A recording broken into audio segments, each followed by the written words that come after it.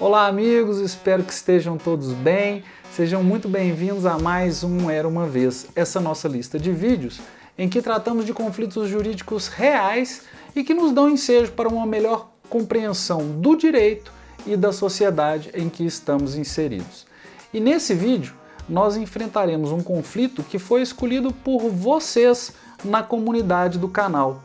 Aquela ação movida pela UNE, União Nacional dos Estudantes, contra o ex-ministro da Educação, Abraham Weintraub, em razão de algumas declarações dele, em que afirmou haver, em universidades federais, extensivas plantações de maconha e que alguns de seus laboratórios de química estariam sendo usados para a síntese de drogas. É um caso que guarda certa semelhança com um outro que já analisamos aqui no canal. E eu espero que possamos pensar um pouco sobre isso agora. Vamos juntos!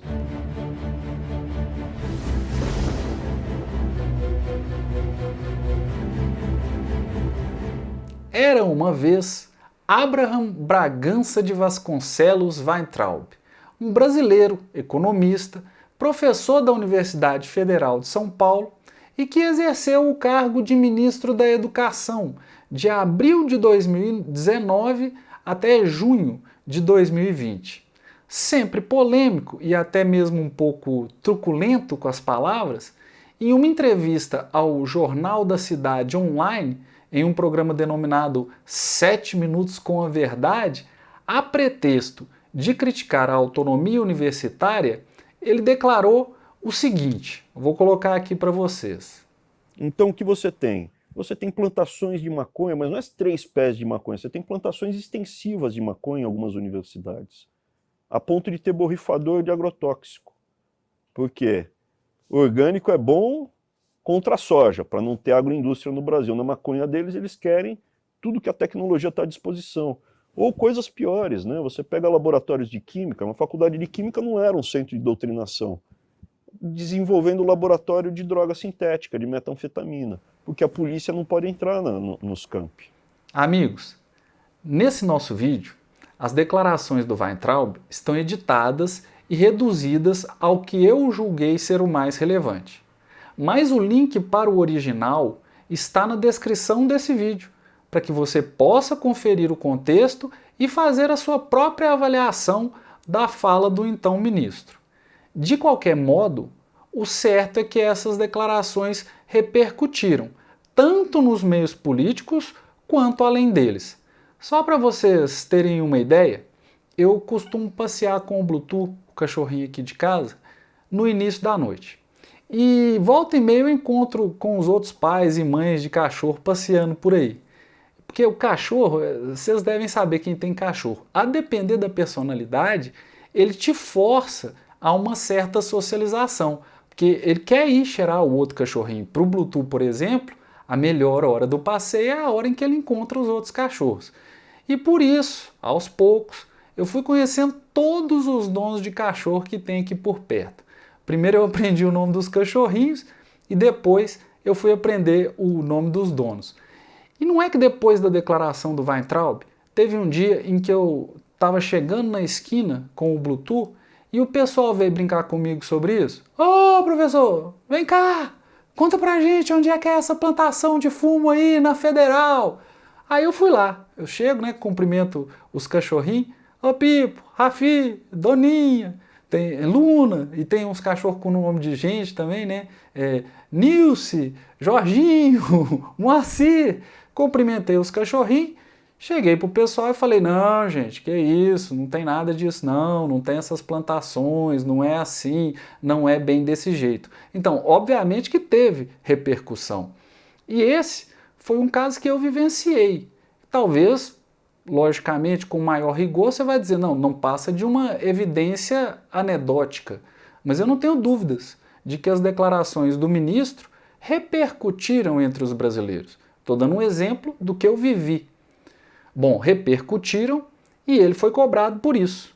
Primeiro no campo político. Ele foi convocado a prestar esclarecimentos na Comissão de Educação da Câmara dos Deputados. E lá ele reafirmou o que havia dito. dessa vez apresentando como comprovação do que dizia algumas reportagens que tinham sido veiculadas em grandes meios de comunicação, dentre os quais eu logo identifiquei a Record, a Globo, a Rede TV, e mais uma vez, gente, o link para o vídeo todo, com o depoimento, a comissão da Câmara, está na descrição do vídeo.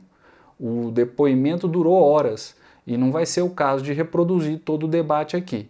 Mas eu vou colocar uma versão editada desses vídeos, esses vídeos que o ministro apresentou para comprovar as acusações que ele fez. Eu vou colocar aí e você dê uma olhada. É dentro da Universidade do campus da Universidade de Brasília. Pois bem. O local onde a droga estava plantada é de difícil acesso. Isso é Record, TV Record.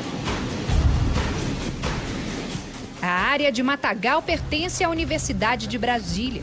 Pelo tamanho das plantas, segundo a polícia, a plantação de maconha era cultivada neste local há pelo menos 3 meses.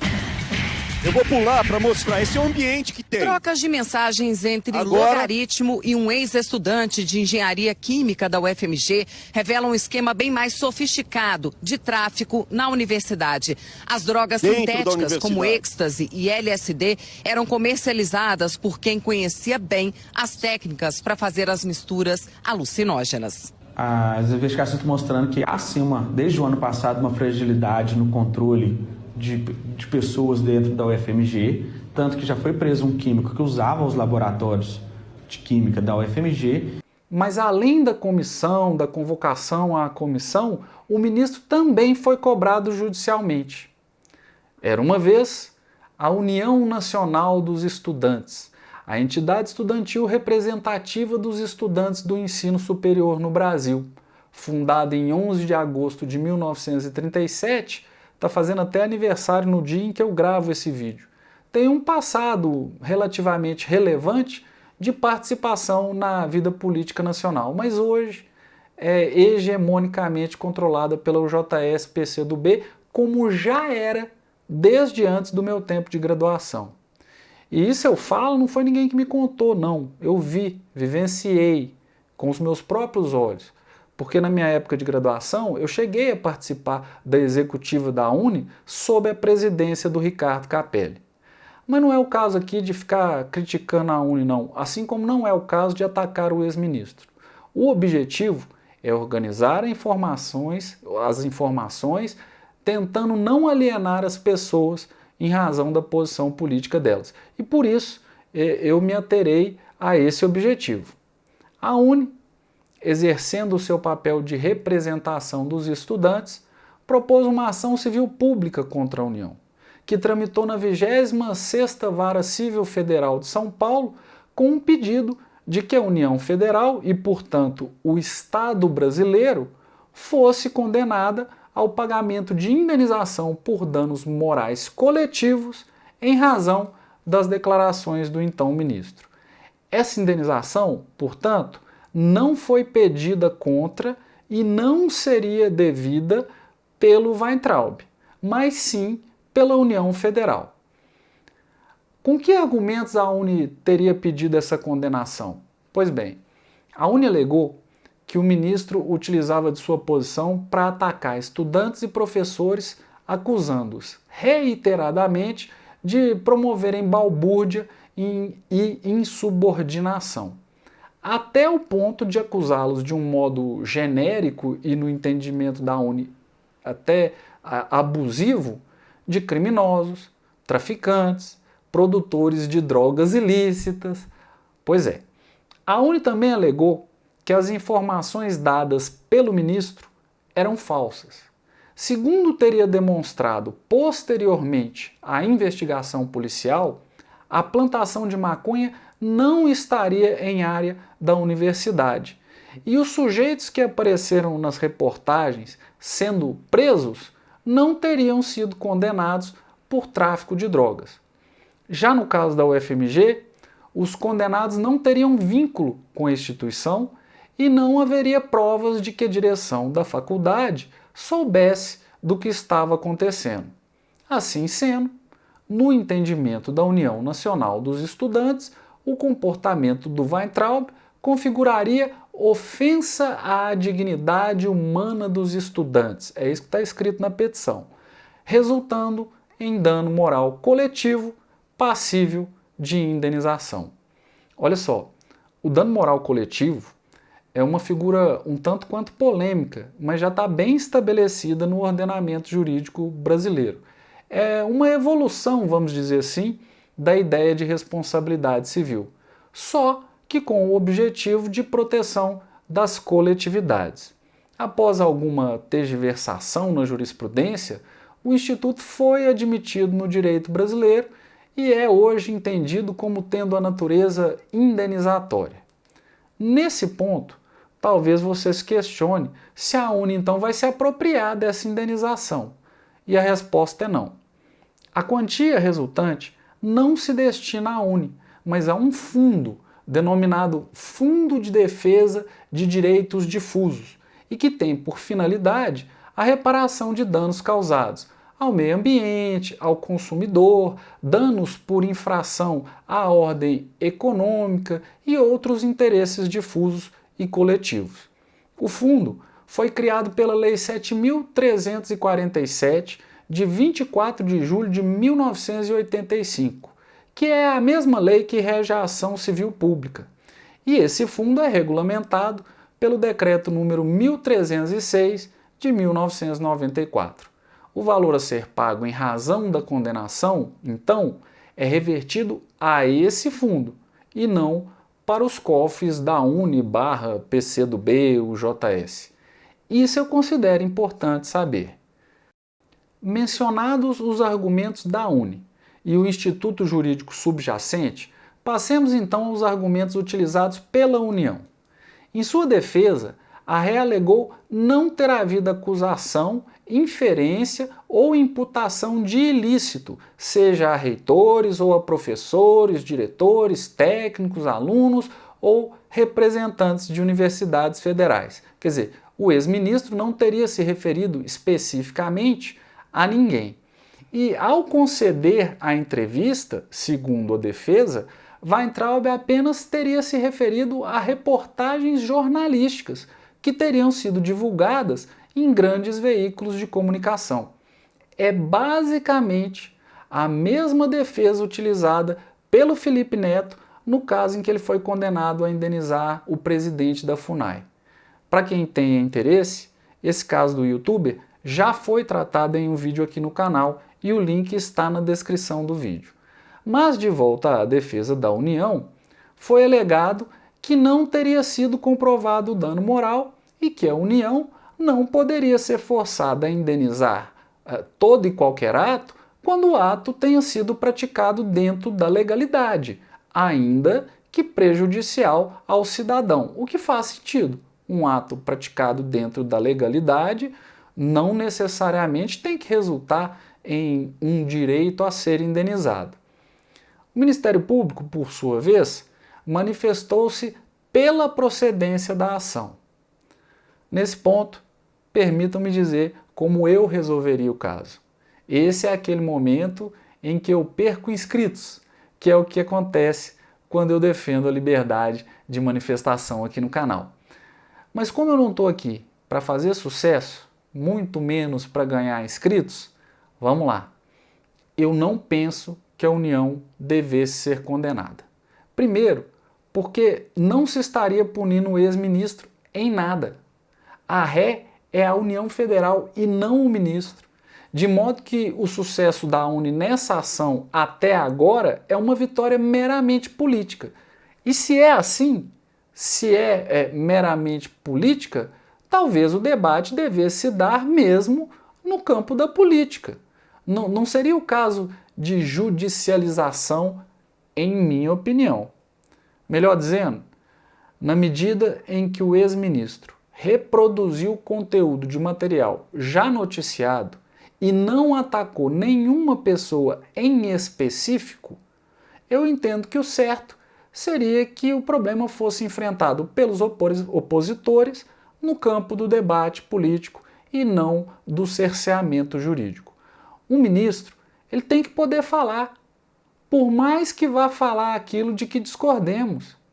E eu repito, eu estou cansado de dizer isso aqui, o buraco do cerceamento não tem fundo. Se nós formos cercear manifestações genéricas de autoridades públicas, certamente estaremos interditando o debate acerca das questões que envolvem o Estado e a sociedade.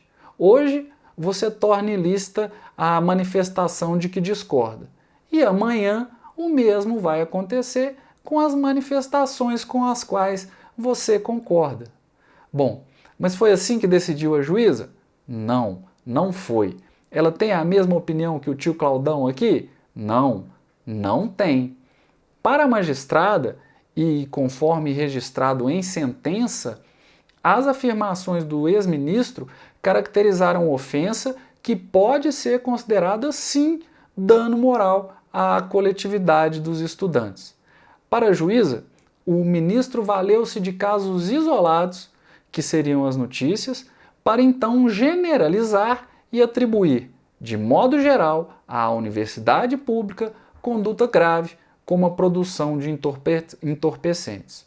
Segundo ela, o ministro não teria simplesmente expressado preocupação com o consumo e com o tráfico de drogas nas universidades. Mais do que isso, para ela, ele teria atingido indiscriminadamente a dignidade e a ética de toda a comunidade docente e discente das instituições. E é isso que está escrito na sentença. Bom, até aí, tudo bem. Fazer o quê? Está certo, é legítimo ter esse entendimento, mas existe uma parte da fundamentação da sentença que me deixou intrigado. Em uma passagem, a juíza faz algumas afirmações sobre a saída de Weintraub do ministério. Afirmações que nada têm a ver com a matéria objeto da ação e que apontam, ao meu ver, um viés de prévia antipatia em relação à pessoa do ex-ministro. Eu não sei até que ponto isso poderia indicar uma parcialidade por trás da decisão. De todo modo, o certo é que a União foi condenada ao pagamento do montante de R$50 mil ao Fundo de Defesa dos Direitos Difusos. Mas a ação ainda não transitou em julgado e certamente será objeto de recursos que eu pretendo acompanhar para ver o que vai dar.